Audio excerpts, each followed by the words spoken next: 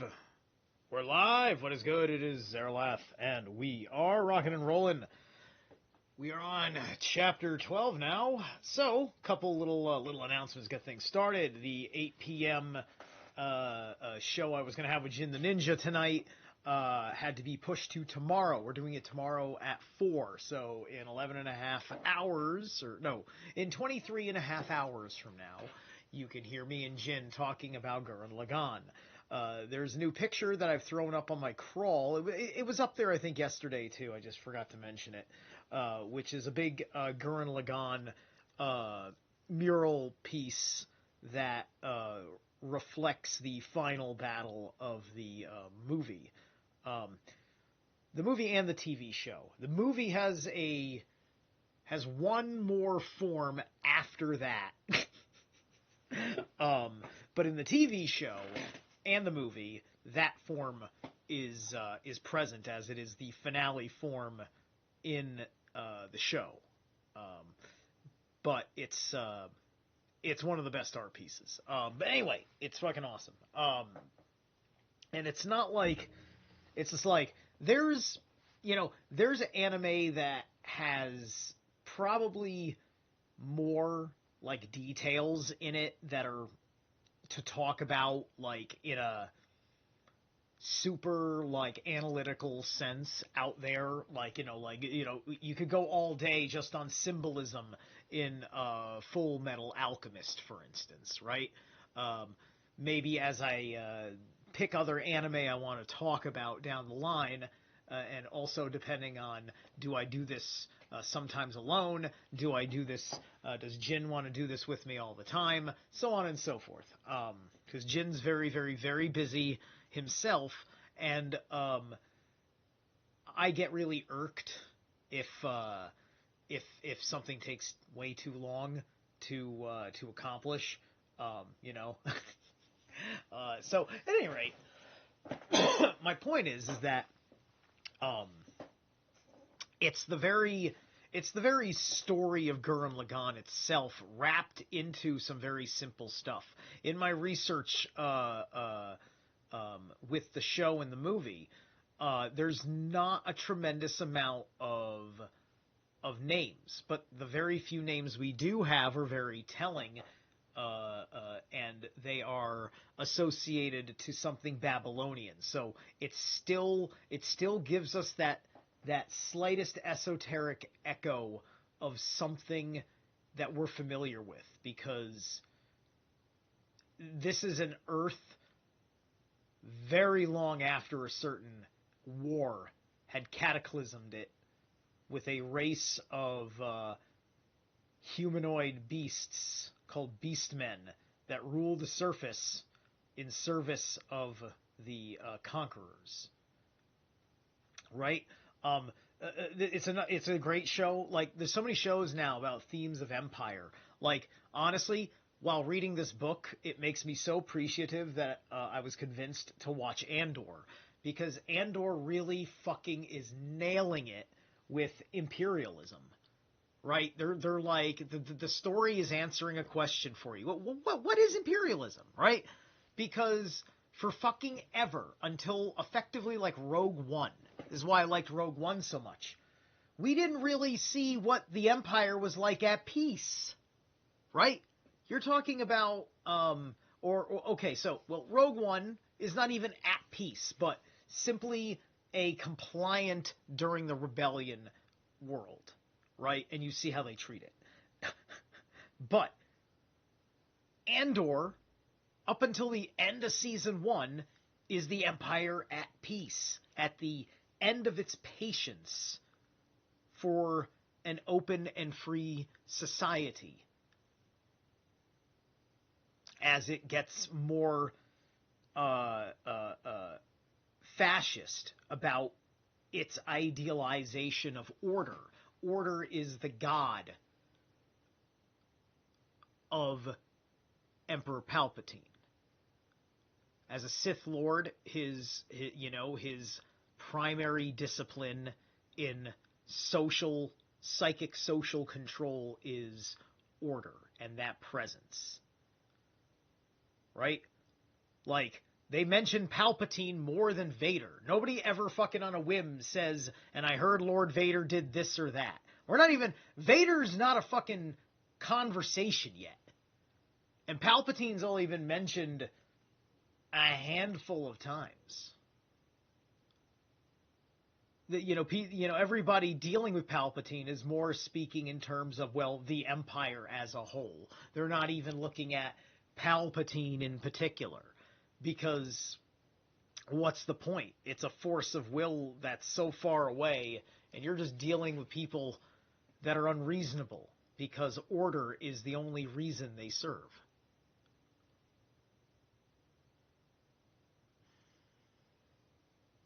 And so you can replace order with whatever other principle, and then you get the characterization, right? For Rome, here in the Jewish War, by the way, there's 17 pages tonight, so we're here. We're here for a hot minute.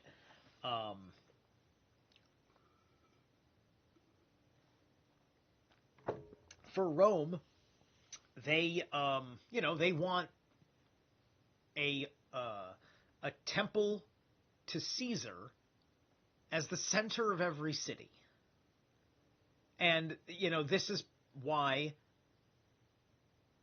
most of, this is where the most radical of Jewish revolts are coming from.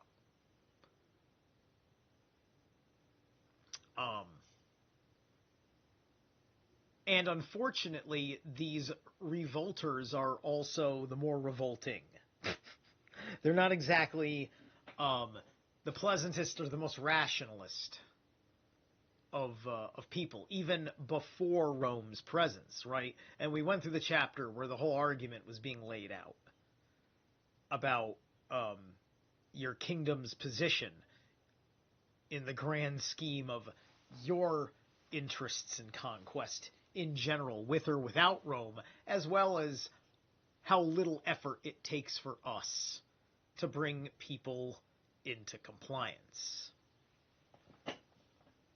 And the general context is Rome's altruism is, like every empire's altruism. Every empire is all about peace. This is why their war tactics are pure conquest. When you're not a imperial force, if your kingdom is not interested in just conquering fucking folks, your wars are much more about, resources. Just plain and honest resources. And then sometimes there's some sort of marriage arrangement drama that affects the politics, and then that got worse over a period of time. It kind of rolls like that.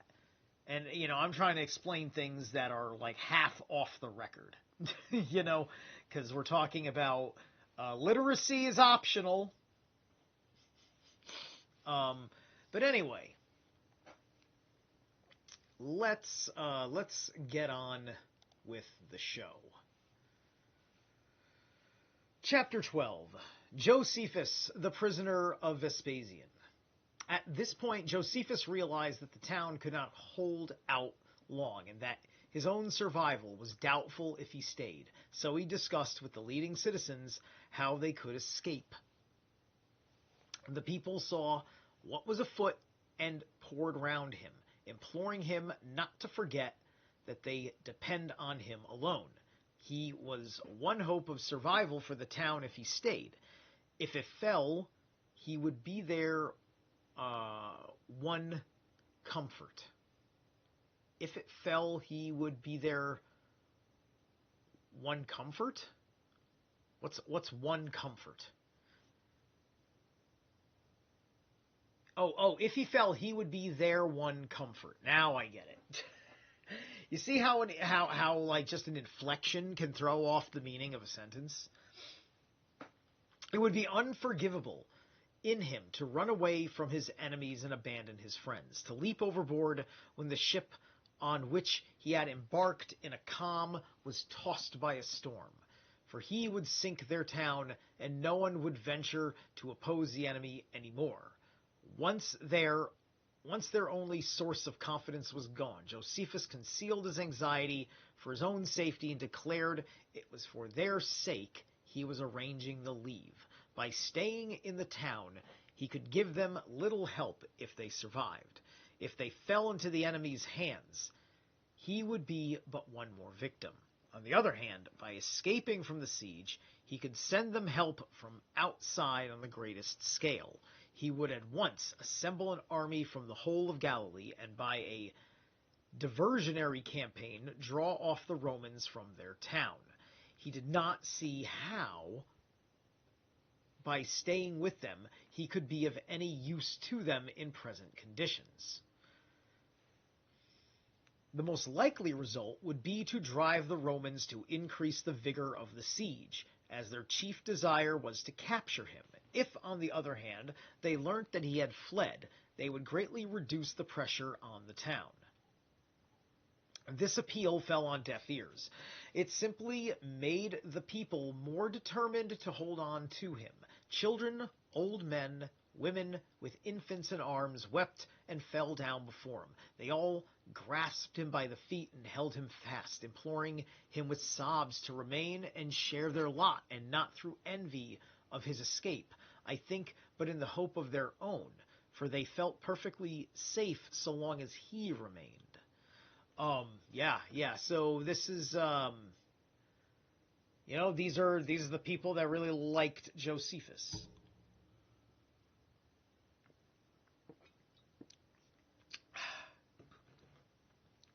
Josephus realized that if he yielded, these appeals would be all, but if he refused, he would be watched. Furthermore, his determination to desert them was badly shaken by pity for their tears. So he made up his mind to stay, and turning the general despair into a weapon, he exclaimed, "Now is the time to begin the fight, when there is no hope of escape left. It is a glorious thing to win renown at the cost of one's life, and by some splendid deed to make oneself remembered by future generations." Then he fell to work, and making a sortie with his toughest fighters, he scattered the guards and dashed as far as the Roman camp, where he tore to pieces the skin tents which sheltered the troops on the platforms and set fire to their works. The next day and the day after that, he repeated his exploit, and for many days and nights he fought on without rest.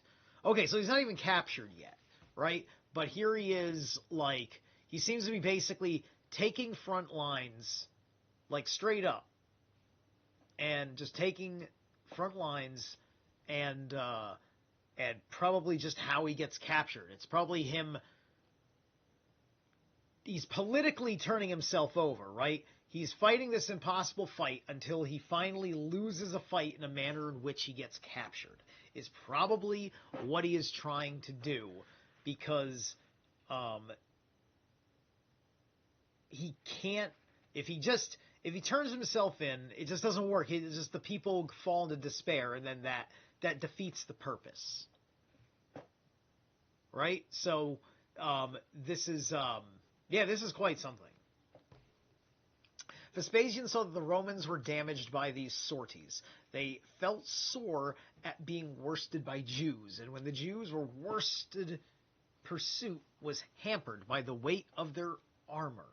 Again, the enemy, after striking their blow away, got back to the town before the Romans could retaliate.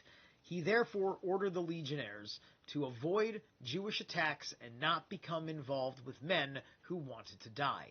Nothing was so productive of heroism as despair, but like a fire without fuel, their enthusiasm would fizzle out when there was no new target for their attacks. And even Romans should avoid needless risks in winning their victories. All right. enthusiasm with physical attacks, victories, since they were fighting not for survival, but to enlarge their dominions. He made the Arab bowmen and the Syrian slings and stone throwers bear the brunt of the Jewish onslaught. Sorry about that. And kept most of his siege guns constantly in action. These did such damage that the enemy had to give way but once inside the minimum range of the far-flung missiles. They assailed the Romans furiously without a thought for life or limb, exhausted, units being constantly replaced by fresh waves of attackers. As time dragged on, the sorties continued. Vespasian felt it was he who was being besieged. And as the platforms were now getting near the walls, he decided to bring up the ram. In many ways, this sounds like this is like the reverse version of 300. It's like the outnumbered guys are stepping out, and I mean, like, it's still 300 in that, like, they kind of beat most of that army and all that, but yeah, like, it's got that 300 vibe, right? So it's almost a little unbelievable just because, like, we got the explanation of how the place is set. So that back ravine is like got them some sort of protection, because I guess the Romans don't have the navy for this kind of thing. You would have thought he would have sent a scout out to get a navy over there, right? A Roman ship. The Romans had boats. They were on a peninsula, yeah?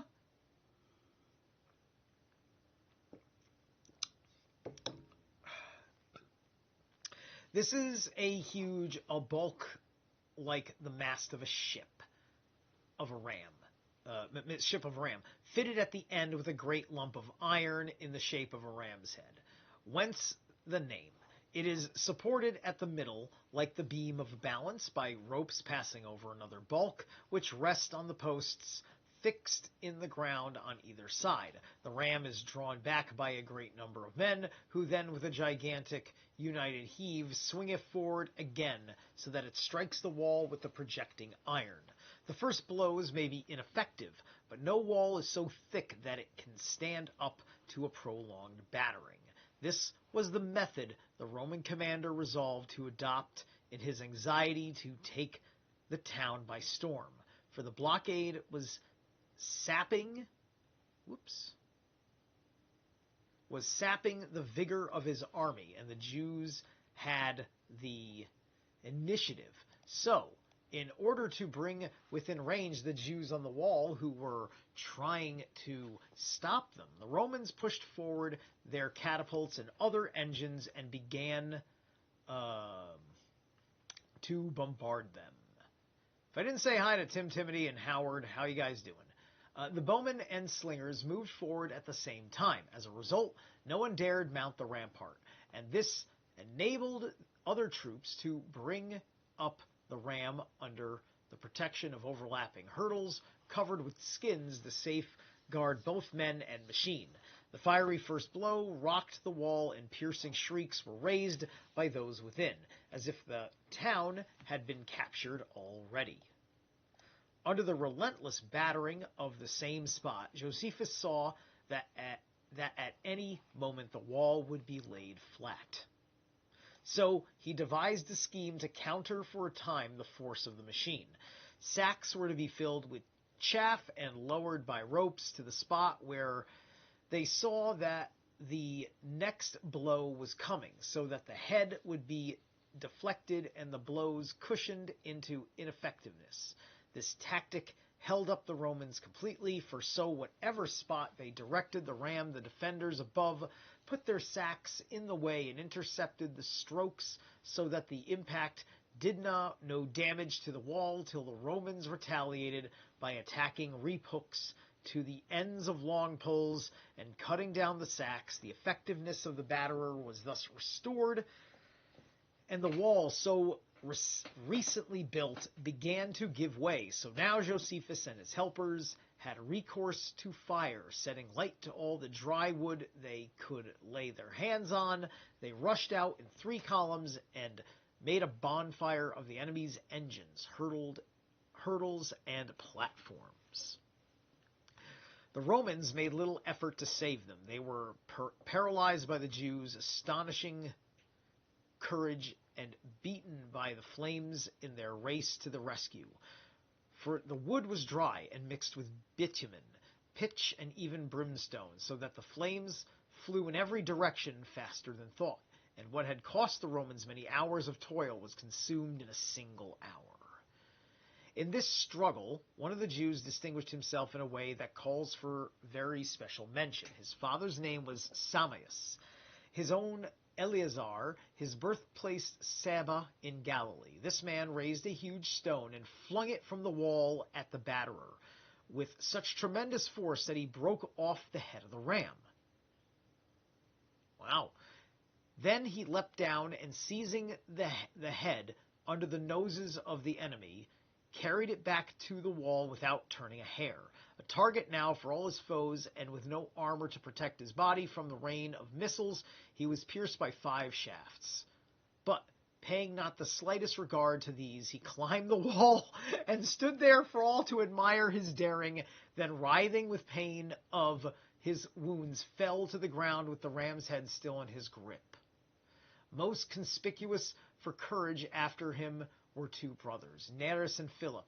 From the village of Ruma, Galileans like Eleazar, they charged the ranks of the 10th Legion, falling upon the Romans with such dash and fury that they broke through their lines and routed all who stood in their path. All right, so one homeboy did like a hero's move.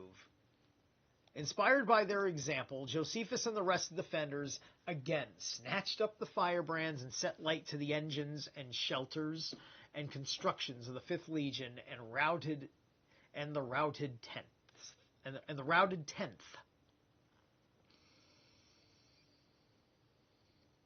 The other units were quick to cover their tackle and all their timber with earth.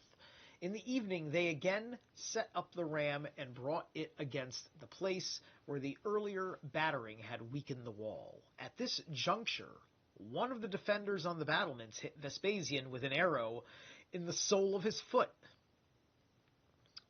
Whoa.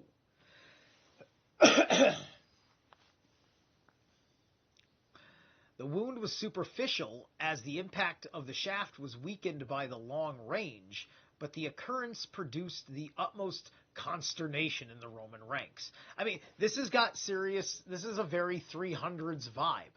That's the same thing that happens to Xerxes, right? He gets speared and it misses him, but it nicks his jewelry, right? You know, which is kind of like almost like a weakness of his vanity, right? Like, if I'm unscathed but my hair gets singed, right? That would be like the weakness of my vanity. Yeah, vanity.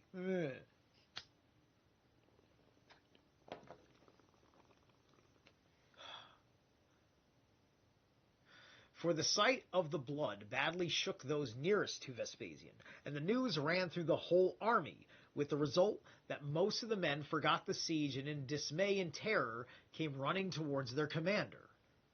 Whoa. So, psychologically, all the troops got ultra paranoid because, so without even an order being given by the emperor, they're just like, the emperor's bleeding like a bitch! Form up! Form up! Seriously, that's what just happened. The emperor has got a superficial wound. He's bleeding like a bitch, right? It ain't nothing. And the whole siege gets completely disrupted over fear protocols.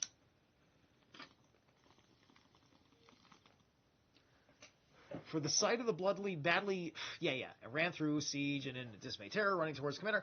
First to arrive was Titus, in fear of his father's life, so the rank and file were agitated. both by their regard for their leaders and by the evident distress of his son. However, it was quite easy for the father to put an end to his son's fears and the consternation of the army. Rising superior to his pain and showing himself instantly to all who were alarmed on his behalf, he stimulated them to yet more furious onslaughts. Every man in his eagerness to avenge his commander was anxious to be in the forefront of danger, and shouting encouragement to each other, they dashed towards the wall. Josephus and his men, although falling in heaps under the barrage of spears and stones, clung stubbornly to the battlements, and with fire, steel, and stones continued to pelt those who, under cover of their hurdles, were swinging the ram. But they accomplished little or nothing, and they themselves were continually falling because the enemy could see them without being seen, for their own fires lit them up from every side, making them as conspicuous a target for the enemy as in daylight. And since the engines were too far off to be visible, it was difficult to avoid the missiles. The force of the quick loaders and spear throwers was such that a single projectile ran through a row of men, and the momentum of the stones hurled by the engine carried away battlements and knocked off corners of towers. There is, in fact, no body of men so strong that it cannot be laid low to the last rank by the impact of these huge stones. The effectiveness of such ordnance can be gathered from the events of that night. Getting in the line of fire, one of the men standing near Josephus on the rampart had his head knocked off by a stone, his skull being flung like a pebble from a sling more than 600 yards. And when a pregnant woman on leaving her house at daybreak was struck in the belly, the unborn child was carried away 100 yards. So tremendous was the power of the stone throwers, even more terrifying than the siege guns and their missiles, was the rushing sound and the final crash. There was a constant thudding of dead bodies as they were thrown one after another from the rampart. Within the town rose the terrible shriek of the women, echoed from without by the groans of dying men. The whole strip of ground that encircled the battlements ran with blood, and it was possible to climb up the heap of corpses on the battlement. The din was made more terrifying by the echoes from the mountains around, and on that night nothing was wanting that could horrify eye or ear or eye. Hundreds were wounded. Not till the time of the morning watch did the wall yield to the continual blows of the ram, and then the Jews filled the breach with their bodies and their weapons to block the way before the Romans could rush the scaling gangways into position. At daybreak, Vespasian assembled his army for the final assault. Refreshed by a short rest after the toils of the night, as he wished to draw off the defenders from the breaches, he dismounted the pick of his horsemen and ranged them in 3 groups against the gaps in the walls, completely encased in armor and with long spears in rest, in order that as soon as the gangways were in position, they might force the first entry. Behind them, he ranged the flower of his infantry. The rest of the cavalry he extended opposite the wall across the whole slope to intercept any man who might escape. When the town was captured, still further back he stationed the bowmen in a curving line, ordering them to have their arrows ready to discharge. The slingers and the artillerymen received similar instructions. Other men were to carry ladders and set them up against undamaged portions of the wall, in the hope that some Jews, in their efforts to hold them off, would abandon the defenses of the breaches, while the rest would be forced by the deluge of missiles to leave the way in unguarded. Josephus, realizing what was afoot, stationed the older men and the battle-weary on the undamaged parts of the wall, where they were unlikely to suffer any hurt. Where the wall had been broken through, he posted the fittest of his men, each group headed by 6 officers, among whom he himself drew a place in order to be in the thick of the fight. He issued instructions that when the legions raised their battle cry, the men were to stop their ears to avoid panic, and when the hail of arrows fell, they were to bend double under cover of their long shields and withdraw a little way until the bowmen had emptied their quivers. Okay, we're going to pause right there because I didn't realize how fast I went through page 200.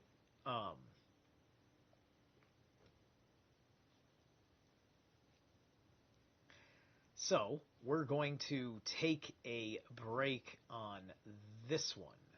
So this is actually a pretty short song, but I liked the title and I liked and it's good. So this is so the title is "The Difference Between You and Me Is I Never Got Caught." Right? And so I said, well, hold on a second. This chapter is about Josephus getting captured. That is perfect. Right? So this is from Thus Spoke Zarathustra, which is one of my favorite books.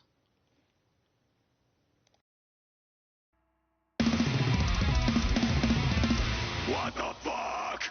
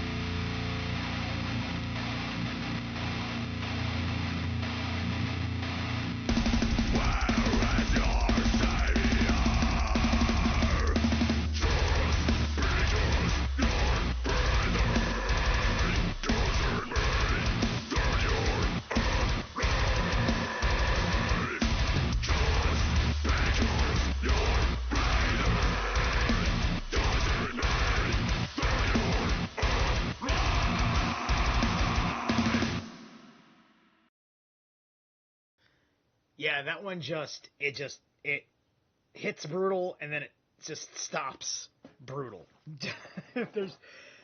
there's no ring out, there's no nothing. Ridiculous. So that's got to be my favorite what the fuck in metal. I think if anyone in metal has ever yelled what the fuck better, I'd be hard pressed. If you've heard a metal band scream what the fuck better than the beginning of this song, I want to hear it. That's just some good shit right there. Okay. All right, welcome back. Let's just get right into it. But as the gangways fell into position, they were to be the first to leap forward. hurling themselves at the enemy by means of their own instruments. Every man must fight to the death, not for a birthplace that could still be saved, but for one that was already lost, yet must be avenged. Picture to yourselves, he concluded, old men butchered, women and children slaughtered by the foe at any moment now, the fury which these impending disasters arouse in your breasts, seize with both hands and hurls at those who will bring them upon you. Such were the arrangements Josephus made for the two classes of defenders, but when the useless section of the community, the women and children, saw the triple line that encircled the town, none of the guards posted earlier had been moved into the battle, and saw, too, before the fallen ramparts the enemy, sword in hand, and the slope above them, flashing with arms, and above them again the arrows of the Arab bowmen. They raised a last united shriek at their capture, as if the ruin was no longer a threat, but a present reality. Josephus, for fear their lamentations might weaken the resolution of their menfolk, locked them in their homes, threatening them with punishment if they did not hold their tongues. Then he strode into the breach and took his stand where the lot had fallen to him.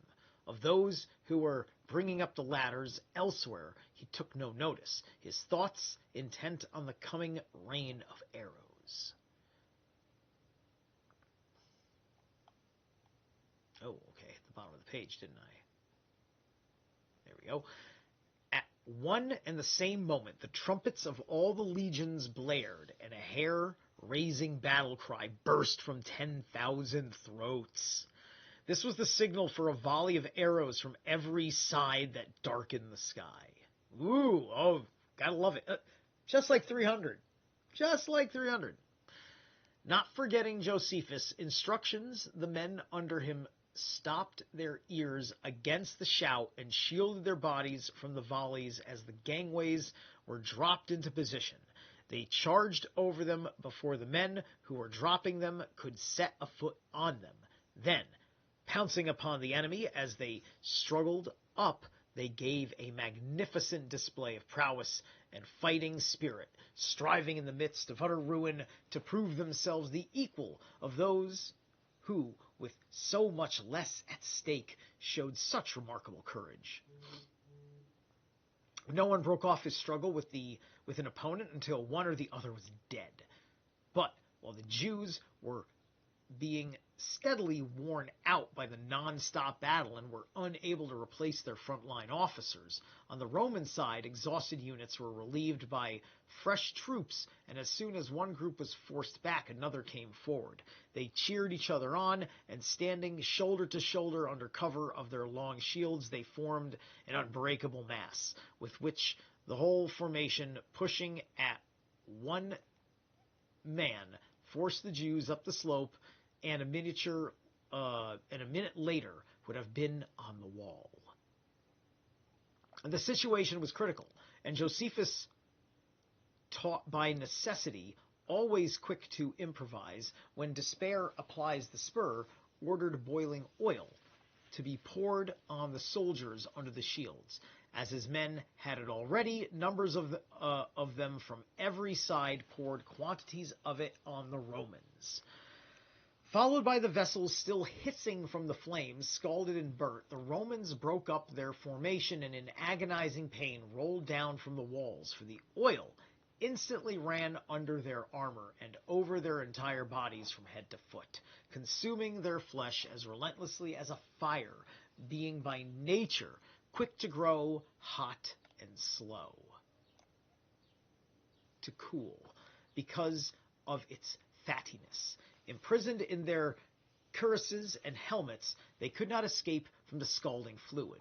Leaping into the air and contorted with the pain, they fell from the wooden bridges one after another, while those who retired ran into their own men as they pressed forward, making themselves an easy target for the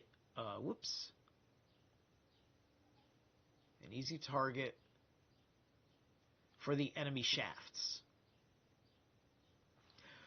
Romans in their sorry plight displayed as much fortitude as ever. The Jews as much resource. The Romans, though they saw the pitiable suffering of those who had been drenched with oil, continued their relentless advance against those who had drenched them, everyone abusing the man in front for blocking his way. The Jews employed a second ruse to trip them up as they advanced. They poured boiled fenugreek on the boards of the gangways, so that the enemy slithered and lost their footing.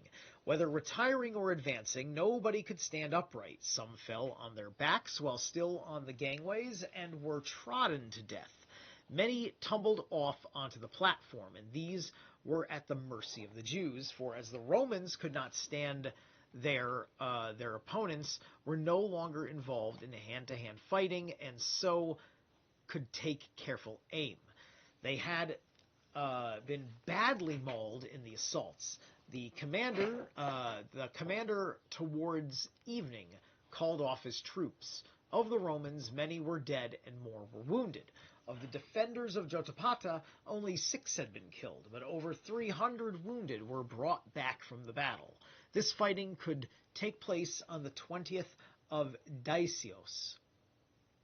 Vespasian tried to console his army for its misfortunes, but when he saw that the men were angry and needed not exhortation, but work to do, he ordered them to raise the platforms higher and to erect 3 towers, each 50 feet high, encased in iron on all 4 sides so that they would be too heavy to overturn and almost proof against fire. Okay, so his men, still want to win. Like, they're angry, but they're not rattled about it.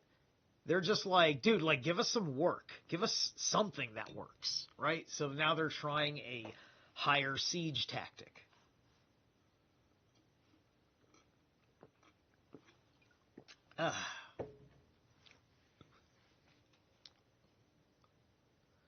These he pushed forward onto platforms, placing on top spearmen, bowmen, and light artillery, and also the most powerful of the slingers. These men, concealed by the height of the towers and the breastworks, proceeded to pelt the defenders, exposed on the ramparts. The Jews found it almost impossible to dodge the missiles launched at their heads or to retaliate on their invisible assailants.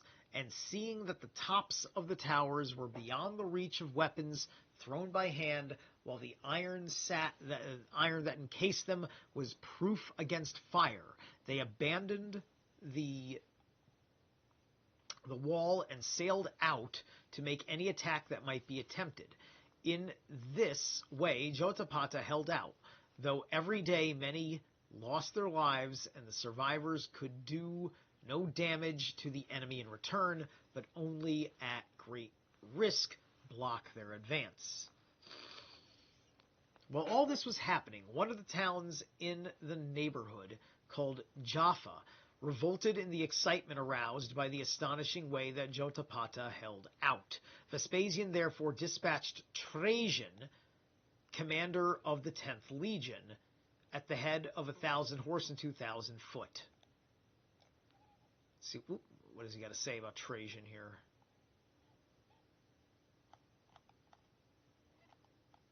Now I've lost my page.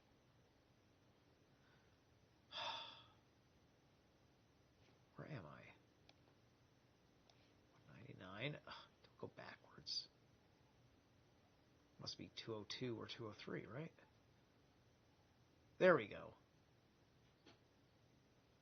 His son later became emperor. Okay, so just a note that this is the father of an emperor. Okay? We don't know that yet. Trajan doesn't know that yet. The people in the 1900s, of course, knew that, because it happened. Came and went. Trajan saw the town would be difficult to capture, for beside the natural strength of its position, it was surrounded by two what? By 2 separate walls. But the inhabitants came out to meet him in their eagerness for battle, and when he saw them, he attacked, quickly broke their resistance and drove them back. They took refuge inside the outer walls, but the Romans followed on their heels and burst in with them. When they made a new dash for the inner wall, they were shut out of the town by their own friends, who feared the enemy would charge in with them. It was God, without a doubt, who made the Romans a present of the unfortunate Galileans. It was God who at this moment allowed the population of the town to be shut out by the hands of their own kinsmen, and handed over every man of them to their bloodthirsty foes for destruction, for hurling themselves in a body at the gates and frantically appealing to the keepers. They were butchered in the midst of their supplicators, or in the midst of their supplication.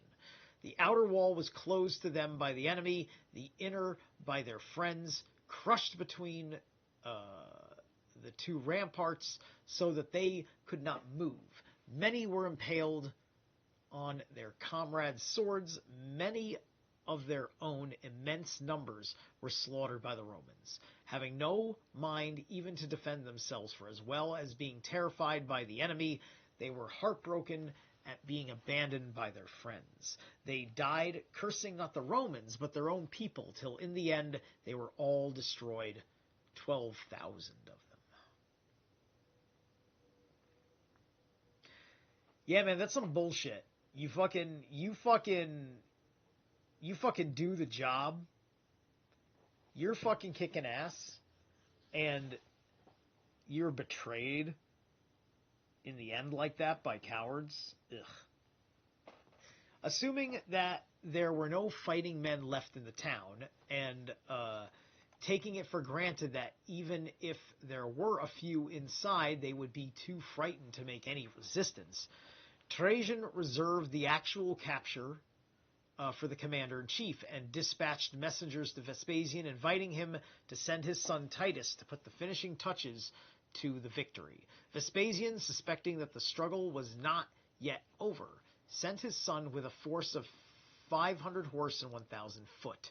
Titus marched to the town with all speed, drew up his forces with Trajan posted on the left wing and himself in command on the right, and led them to the attack. The soldiers brought up ladders to the wall on every side, and for a short while the Galileans on the battlements tried to fight them off. But they soon abandoned their defenses, and at once Titus's men sprang onto the battlements, and a moment later were in possession of the town. Those inside the walls, however, rallied to oppose them, and a furious struggle broke out. In the narrow streets, the men of action fell upon the legionnaires, and from the housetops the women pelted them with anything they could lay their hands on. For 6 hours they kept up their resistance, but when the fighting men had been expended, the rest of the population were butchered in the open and in the houses, young and old together. For no male was left alive apart from infants in arms, who, with the women, were sold into slavery. Those who had been slaughtered, either in the town or in the preceding engagements, totaled 15,000, the slaves 2,130. This catastrophe befell the Galileans on 25th of Daisios. Nor did the Samaritans remain immune from disaster. They assembled on Mount Gerizim, which they regard as sacred, and though they made no move, there was a threat of war in this concentration of manpower and militant attitude. Not even the calamities of their neighbors could teach them sense. In face of the Roman successes, they took an illogical pride in their own weakness and were thrilled at the prospect of a head-on collision. Just want to make sure. Did I jump to the right?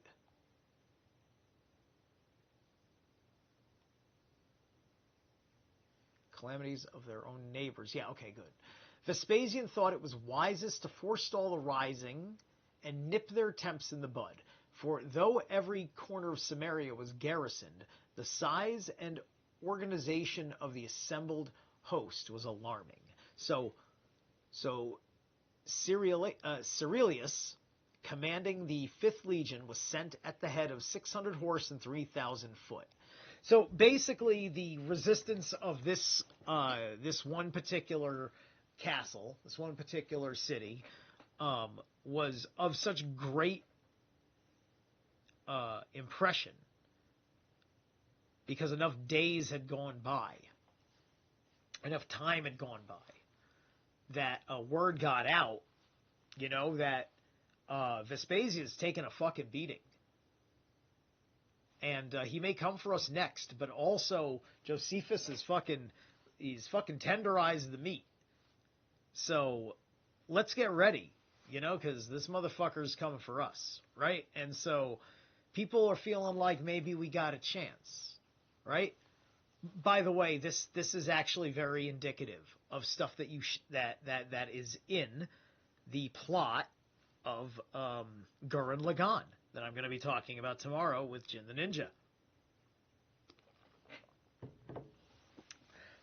Because one element of the show is the aspect of inspiration. It's a very important element of the show. And inspiration, the power of witness, and the reach of witness.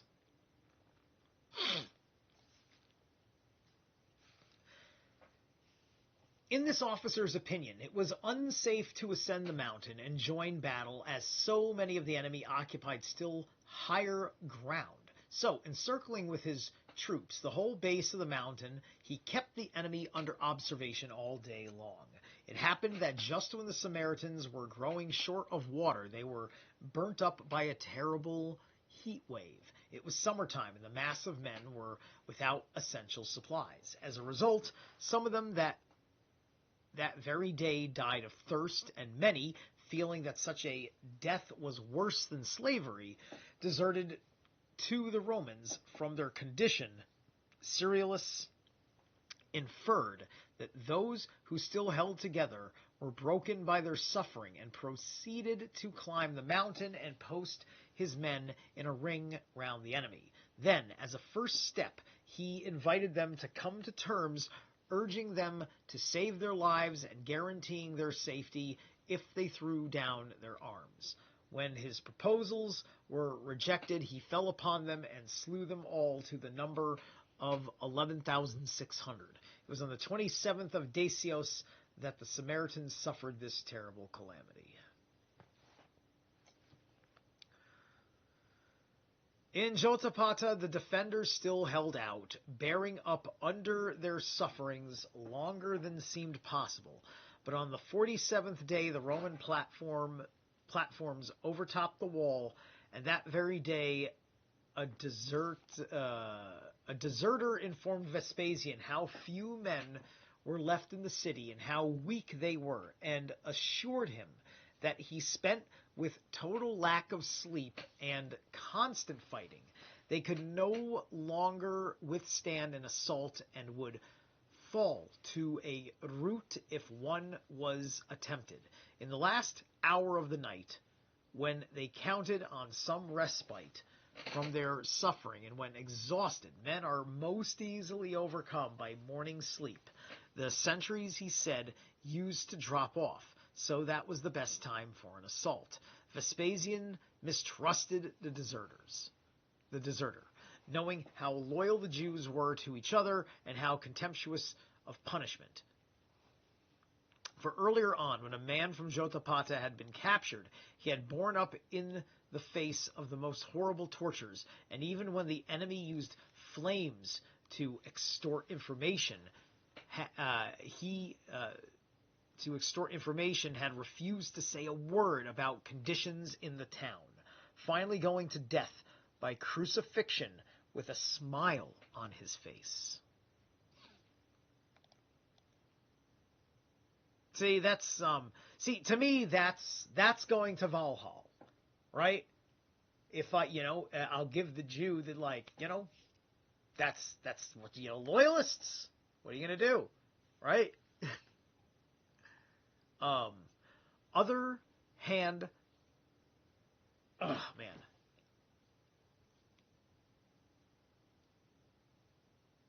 Right in the eye for some reason. other hand, the traitors was too convincing to be disbelieved. Hold on a second. That's choppy. I'm about to take the next break, but give me a minute here. Of his face.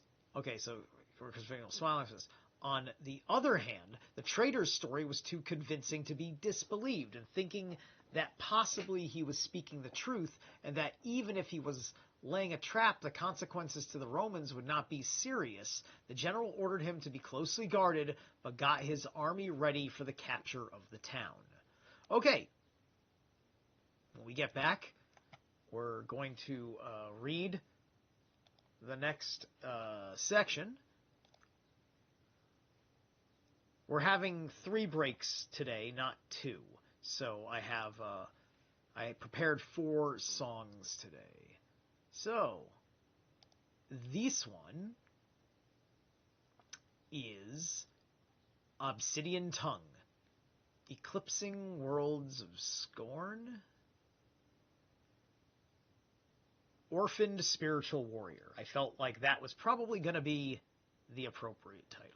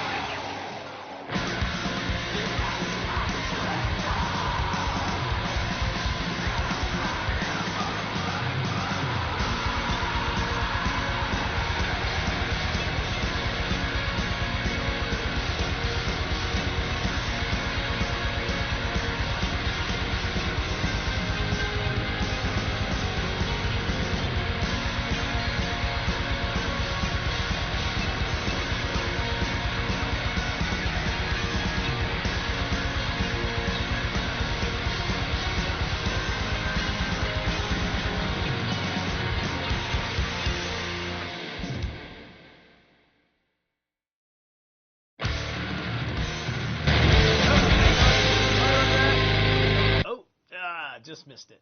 I was just double checking my. I was checking the pages at the last minute, trying to get a sense of. Wait a minute, exactly how much did I read? How much further do I have to go? Right? I've got a. Did I miscalculate? No, 2 to 220, right? Yeah. Because it was 296 to 2. Yeah, no, that's right. 17 pages. Yeah. We're at 206. So that's 1, 2, 3, 4, 5. And then 1, 2. Yeah, 5 and then 2. All right, I got 7 pages left. All right.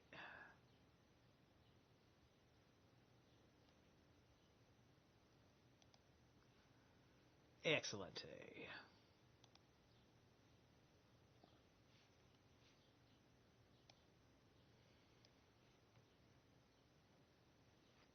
At the hour indicated, they moved forward noiselessly to the wall. First, the climb up was Titus, accompanied by one of the tribunes, Domitius Sabinus, and followed by a handful of men from the 15th Legion. Quickly disposing of the sentries, they entered the town. In their rear, Sextus Calverius, a tribune, and Placitus introduced the units they commanded. Soon the citadel had been captured, the enemy were sweeping through the center of the town, and it was broad daylight. And yet the vanquished defenders had no idea the town had fallen, for most of them were helpless with fatigue and fast asleep. If anyone did rouse himself, he could not see, for a dense mist was in the critical moment, which at the critical moment happened to envelop the town. At last, when the whole army had streamed in, they jumped up only to discover that all was lost. They did not realize that the town had fallen till the massacre began. The Romans, remembering what the siege had cost them, showed neither mercy nor pity for anyone. They drove the people down the slope from the citadel and slaughtered them. Even those still capable of resistance were deprived by the difficult ground of any chance to defend themselves. Jostling each other in the narrow streets and slipping down the steep face, they were swamped by the wave of destruction sweeping down from the citadel. Many, even of Josephus' picked soldiers, were driven to suicide, for when they saw that they could not kill a single Roman, they made sure that at least they should not die at Roman hands, and collecting at the far edge of the town, they killed themselves. So the Romans were killing them in a very brutally punishing way. Right? We're talking about, like for them to say, like, nah, meaning they're not just running there to be, like, run through. There was something particularly awful about it. Some of the sentries on the first, realizing that the end had come, had got away in time. These went up into one of the northern towers and held out there for a time. But when they were hemmed in by large enemy forces. I mean, because seriously, like, if you've got the cojones to kill yourself, just go get killed. Like, what? It's going to hurt a lot more, I suppose. That's it? You're not afraid of dying, you're just afraid of pain? Like, seriously. So anyway, the large enemy force, they at least put up their hands and offered their throats to their opponents without flinching. The Romans might well have claimed that the final stage of the siege was a bloodless victory if one man had not fallen at the time of the capture, the centurion Antonius, victim of a trick. One Jew who, with a great many others, had taken refuge in the caves, begged Antonius to give him his hand as a pledge of protection and to help him climb out. The Roman incautiously gave him his hand, and with a swift upward thrust, the man stabbed him in the groin and killed him instantly. Ooh. On that day, the Romans killed all who were in the open. On the next few days, they searched the hiding places, falling on all whom they found in the sewers and caves, and destroying them regardless of their age, except women and babes. Okay, so this time they didn't go after the women and the babes. 1,200 prisoners went into the cages, while the dead, including those killed in the battles preceding the capture, were reckoned at 40,000. Vespasian ordered the city to be demolished and set fire to all the guard posts. Such was the end of Jotapata, captured on the 1st of Panemos in the 13th year of Nero's reign. The Romans sought everywhere for Josephus, both because their blood was up and because it was their commander's express wish, since their war would be virtually over once Josephus was in his hands. So they combed the dead bodies and the men who had gone into hiding. But while the capture was taking place, Josephus, helped by some divine providence, had stolen away from the midst of the enemy and jumped into a deep pit communicating on one side with a wide cave which could not be seen from above. There he had found 40 persons of importance concealed, and essential supplies that would last for many days. So in the daytime he lay hid, as the enemy were everywhere. But at night he came out and looked for an escape route and scrutinized the sentry posts. But as every avenue was blocked on this account and there was no possibility of escape, he went down into his cave again. So for 2 days he escaped detection, but on the 3rd, a woman of his party was captured and gave him away. Vespasian, without a moment's hesitation, sent 2 tribunes, Paulinus and Gallicanus, with orders to offer Josephus safe conduct and persuade him to come out.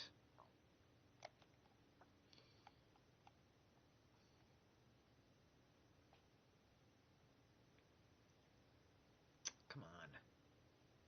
When these arrived, they gave him a warm invitation and guaranteed his safety, but without avail.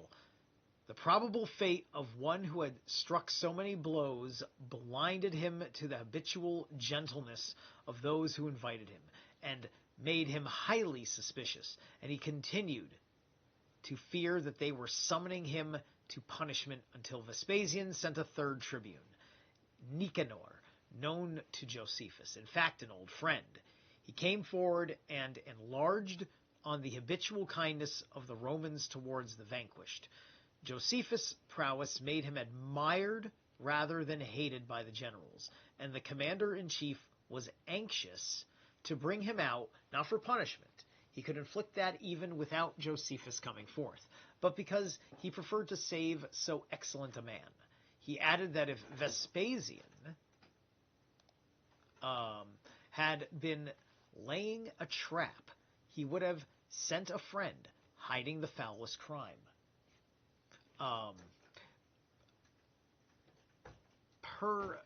Perfidy behind the fairest virtue, friendship, and if he himself had been required to deceive his friends, he would never have agreed to come. While in spite of Nicanor's assurances, Josephus still hesitated. The rank and file, in their fury, were eager to roast him out of the cave, but they were restrained by the tribune, who was determined to take him alive. As Nicanor urged his appeals and the threatening attitude of the enemy masses became evident to Josephus, the memory came to him of those dreams in the night by which God had forewarned him both of the calamities coming to the Jews and of the fortunes of the Roman emperors. Moreover, in the matter of interpreting dreams, he was capable of divining the meaning of equivocal utterances of the deity.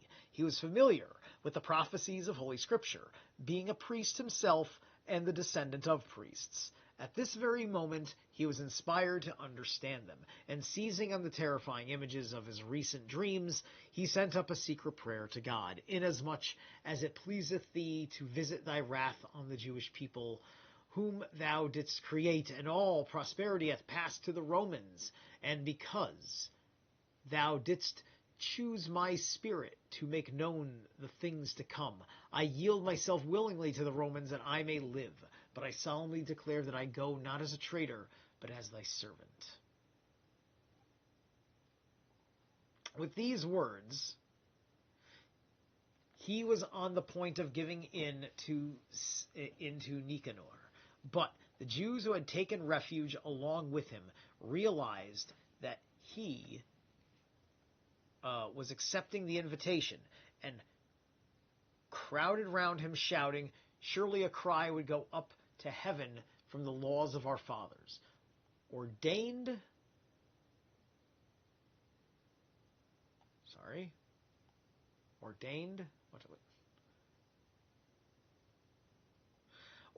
by God himself, who endowed our race with spirits that despise death. Are you in love with life, Josephus, that you can bear to live as a slave?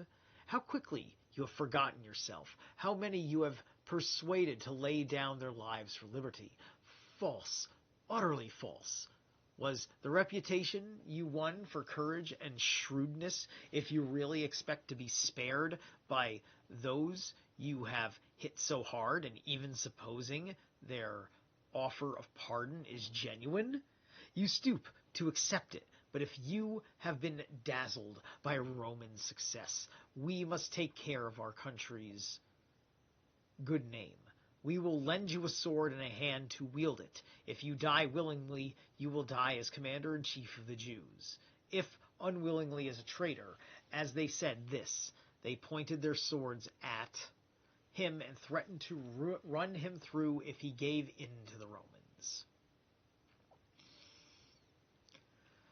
Fearing the threatened assault and believing that it would be a betrayal of the commands of God if he died before imparting his message, Josephus, in his critical situation, began to philosophize. Why, my friends, he began, are we so anxious to commit suicide? Why should we make those best of friends, body and soul, part company? Interesting. The best of friends, body and soul. There's something about the attitudes about your relationship with life here, right? Like, this is not Gnostic thinking, is it? I mean, like, are Gnostics like this? Right? I mean, the Essenes were the Gnostic type ones, right? These guys have, like, that's a very pagan thing to say.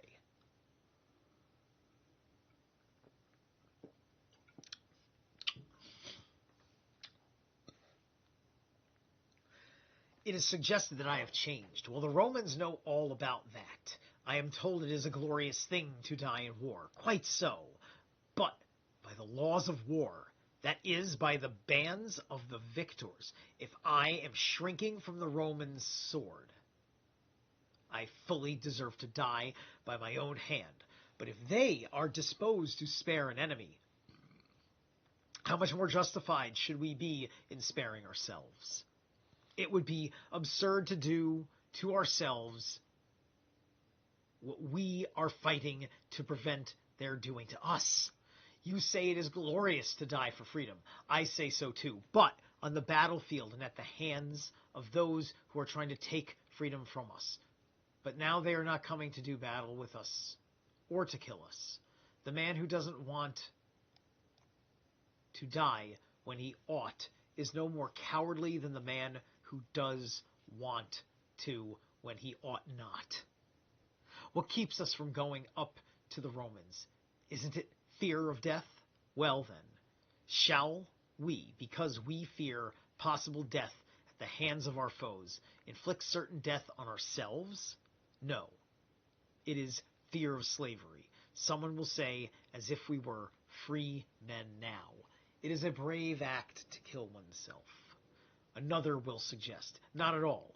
It is a most craven act. I think a pilot would be a most errant coward if, through fear of bad weather, he did not wait for the storm to break, but sank his ship on purpose. Again, self-murder is contrary to the instincts shared by all living things and towards the God who made us it is sheer impiety. So this philosophy is very interesting. I would see this as, you see many movies where you like this situation is shown to you in movies all the fucking time.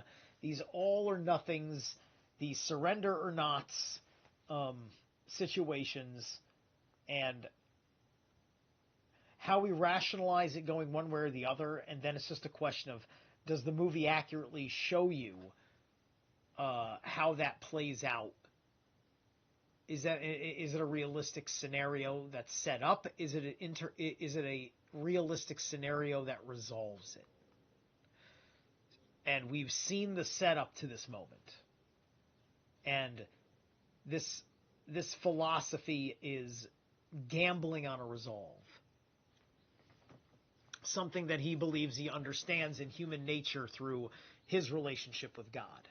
Okay, so, of all living things, there is not one that dies on purpose or by its own,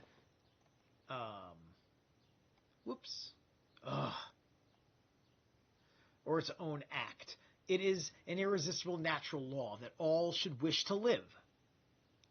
Evocation of natural law? Yes, that's true. For that reason, if men openly attempt to rob us of life, we treat them as enemies. If they lay a trap for us, we punish them. And do you suppose God isn't angry when a man treats his gift with contempt? It is from him we have received our being, and it is to him we must leave the right to take it away. So, there's an essence of there is a way to surrender that has dignity under the witness of God. That's the argument. Now, the witness of God, because I am agreeing with this statement in part, because context, just in context, many times you may not want to do this. May not be right, or whatever, but, he's, God in this respect is the collective unconscious registering its own behavior, which, the soul of Rome being held by the will of Vespasia, right? And how all of Rome is affected by what Vespasia may or may not choose to do, just as all of Palestine is going to be affected by what Vespasia chooses to do to Josephus. You may want to spare him just because this motherfucker is going to be a legend. Do I want to kill this legend here right now? Is that going to help me keep an uprising from happening? Because there's a reason why I don't want to kill him. Because I need slaves and such.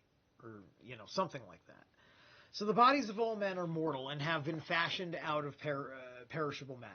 The soul is immortal forever, a fragment of God dwelling in our bodies. Really? He said it like that? He's under... Okay, that he's even talking about, that puts you... that would mean that he is trying to make a point about the all.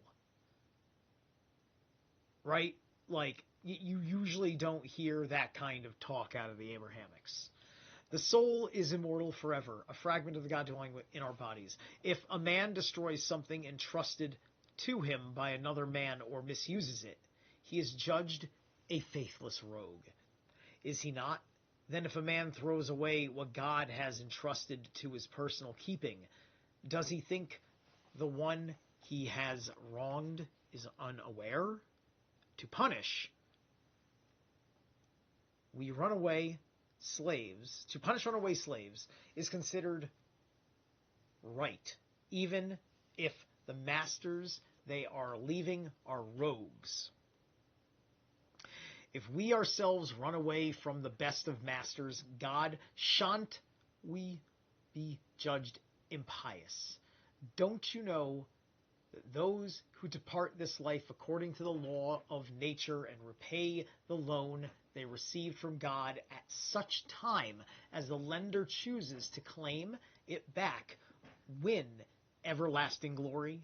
That their homes and families are safe, and that their souls remain unspotted and obedient, having won the most holy place in heaven, from which, when time's wheel has turned full circle, that they are again sent to dwell in unsullied bodies. But if men go mad and lay hands on themselves, Hades, here he is evoking Hades. You know, he could have said Sheol. Why didn't he say Sheol? He's Jewish. Thought they said Sheol. Receives their souls into the shadows. And God, their Father, visits the sins of the father upon the children. For that reason, self-murder is hateful in God's sight, and the wisest of lawgivers has declared it a punishable offense. Those who destroy themselves must, by our rule, be exposed and unburied till sundown. Though even our enemies are thought to be entitled to burial in other lands, it is laid down that the right hands of those who die thus should be cut off, since they have made war on themselves, on the ground that as the holy has been divorced from the soul, so the hand must be divorced from the body. That's the right hand being cut off. That's Tyr. That's Tyr losing his hand to Fenrir. He just described Tyr and Fenrir in the last passage.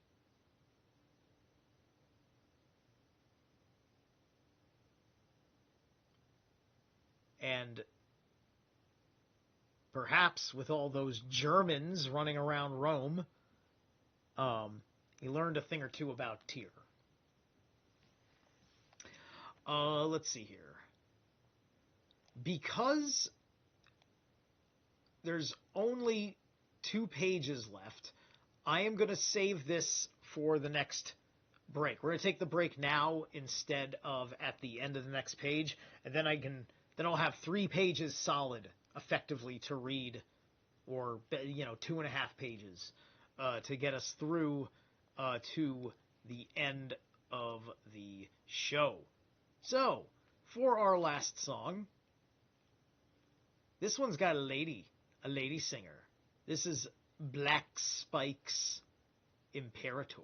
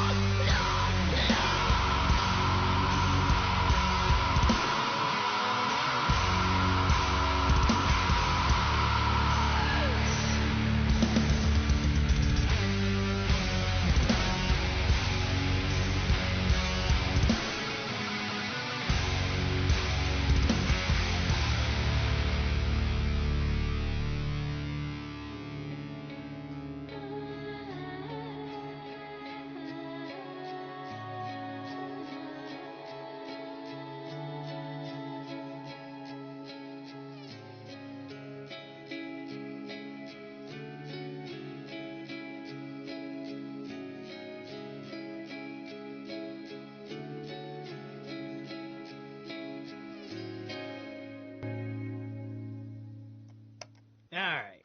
That was a little bit softer than what I usually play for you. Okay. Let's go for it. 2.5 pages left to go. It is our duty then, comrades, to choose the honorable course and not to add to our human suffering, piety towards our Creator. If we think it right to accept life when it is offered, let us accept it, for an offer of life brings no discredit if it comes from those whom by our tremendous resistance we have convinced of our mettle. If we choose to die, how better than at the hands of our conquerors? I shall not go over to the Roman side in order to be a traitor to myself. If I did, I should be much sillier than those who desert to the enemy. For I doubt he used a word like silly. But anyway, I mean Josephus. Josephus making the speech, not Josephus writing the book. Josephus writing the book may even have used a word like foolish or something, but I don't think he used the word silly. Silly just doesn't... It sounds like a silly word to explain people acting foolish. For to the desertion of means, for me, it means death, my own death. However, I pray that the Romans may prove traitors, if after giving me their word they put me to death. I shall die happy, finding in the broken faith of such liars a consolation greater than victory itself. Yes. Yes.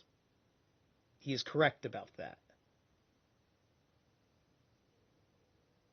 Those terms are established to rationalize a certain way that things are, the way things went down, the way things will officially be seen about who someone is, so on and so forth. That word has to get out to all the peoples and whatnot. On the Roman side and the Jewish side. So anyway.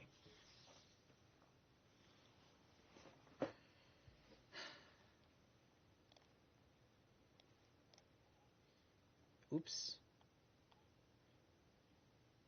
On these lines, Josephus argued at great length in his desire to avert mass suicide, but desperation made his hearers deaf. They had long ago devoted themselves to death, and now they were furious with him.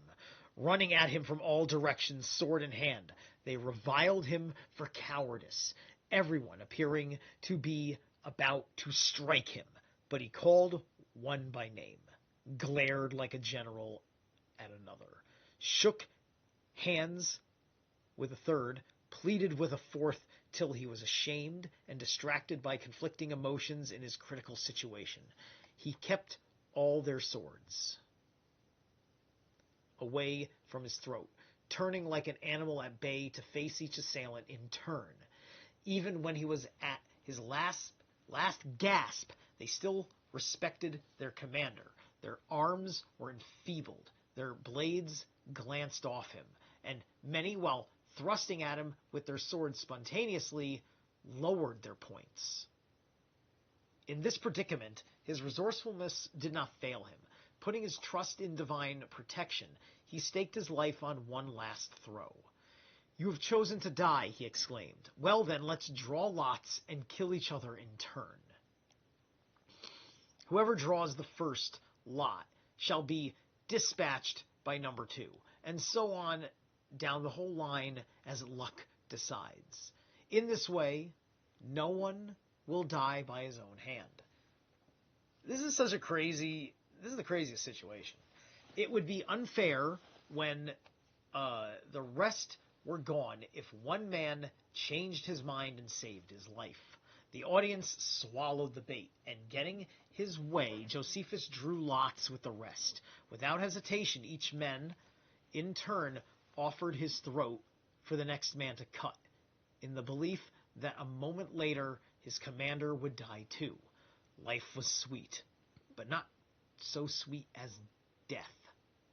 If Josephus died with them, but Josephus shall we put it down to divine providence or just to luck? Hold on.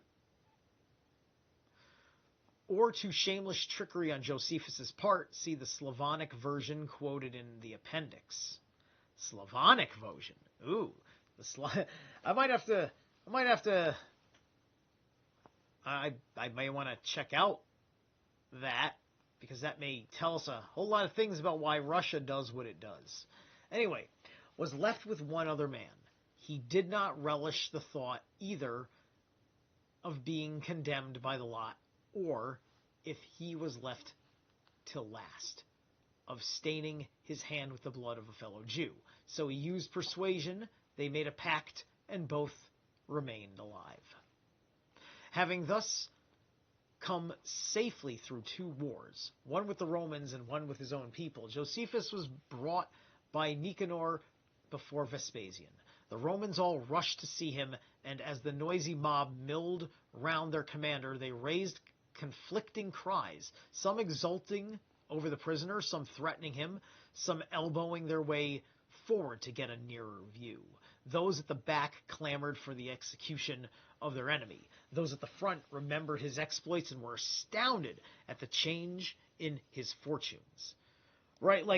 So some of these guys, because, if you're not in the know, if you don't have the exact desires of the emperor in this regards, and you've got your victory anyway, you're looking at this guy, and it's just like, now it's just like him, and he's just here.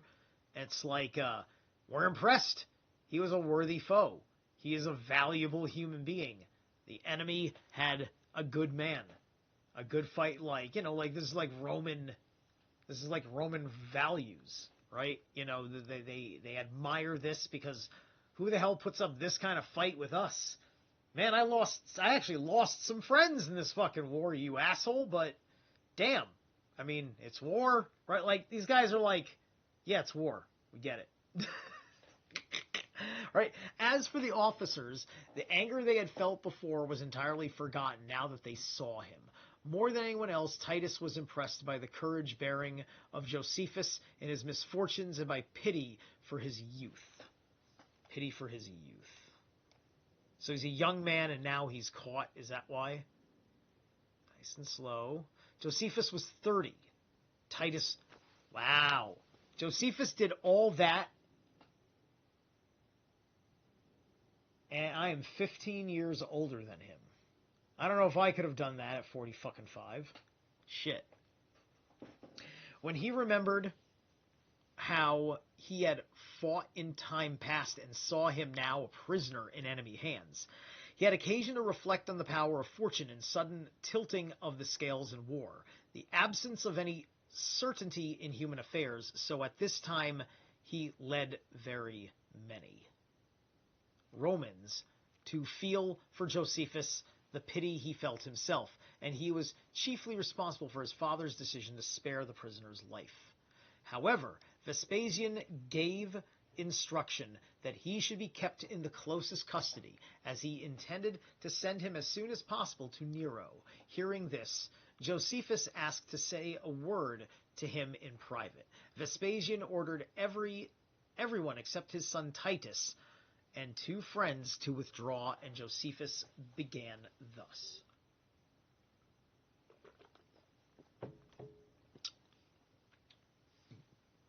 You suppose, sir, that in capturing me you have merely secured a prisoner, but I come as a messenger of the greatness that awaits you. Had I not been sent by God himself, I knew the Jewish law and how a general ought to die. Are you sending me to Nero? How so? Will Nero and those who succeed him before your turn comes remain on the throne? You, Vespasian, are Caesar and emperor, you and your son here. So load me with your heaviest chains and keep me for yourself. For you are master, not only of me, Caesar, but of land and sea and all the human race. And I ask to be kept in closer confinement as my penalty, if I am taking the name of God in vain. At the time, Vespasian seemed unwilling to take these suggestions seriously, assuming that Josephus was lying to save his skin. But gradually he became convinced, for God was already awakening in him imperial ambitions and foreshowing the scepter by other portents. Moreover, he found that the prophecies of Josephus had proved correct on other occasions. For one of the friends present at the private interview expressed surprise that he had not warned the defenders of Jotapata that the town would fall or foreseen his own captivity, unless he was now talking nonsense to avert the anger he had brought on himself. But Josephus replied that he had predicted to the people of Jotapata that the town would fall after 47 days and that he himself would be taken alive by the Romans. Vespasian took the prisoner aside and questioned them about these claims. When he found they were true, he began to take seriously the predictions about himself. So although he kept Josephus locked up in prison, he presented him with clothing and other valuable gifts and treated him with kindness and consideration at all times, Titus showing the same eagerness to do him honor. All right, so he gets a comfortable prison of some sort is the idea, I guess. Right? Is that it? He just dies in prison, but he's treated well? And they see him all the time because he's like a prophet. That's the idea. So next chapter we'll be continuing the Vespasian situation. All right, guys. Thank you all who've come through and checked out what I am doing. We are looks like we're about halfway through the book. All right, so that's good. Excellente. Thank you, guys. I will catch you soon.